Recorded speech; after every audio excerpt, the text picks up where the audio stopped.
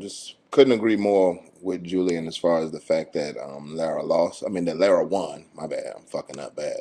But yeah, Lara won that fight. And Paul Williams is one of my favorite fighters. I've always liked Paul Williams. I like the way he fought against Margarito. I like the way he fought against Winky Wright. I've always liked Paul Williams, but I've also recognized that his style needed improvement. And I think that Paul Williams is very loyal to the people he came up with, but I think that's his curse in this situation because he needs the kind of he needs some specific teaching on how to use his height. But after you fought 41 times, it's like in boxing, the one thing that holds true is you can't really teach a old dog new tricks in the fight game. And one thing I can respect him saying is that, hey, it's not the trainer, it's not on the trainer, it's on the guy in the ring. He said that in an interview, and I really respect that about him. That he takes responsibility for his issue. But to get caught with the same punch, if you notice, his trainer couldn't give him anything about that. He didn't tell him roll your shoulder. He didn't tell him take a step back. He didn't tell him use your distance.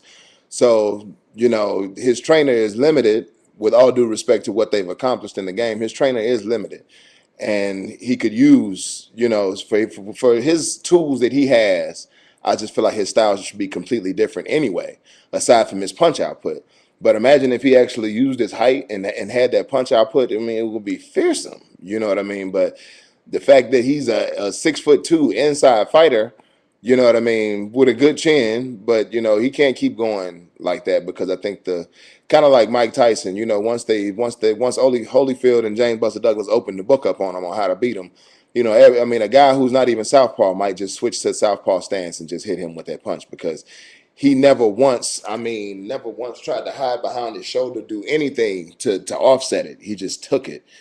And I'm gonna have to agree. I want him to quit because he's one of my favorite fighters, and I would hate to see him get humiliated or, just to have problems down the road for getting hit with them kind of punches. I think Roy Jones got it spot on. When he said when you take them kind of punches for the entire duration of the fight, it's different from being knocked out. Sergio Martinez hit him and he was out. That's better than getting caught with that many hard shots. You know what I mean? For over a half hour, that's not good.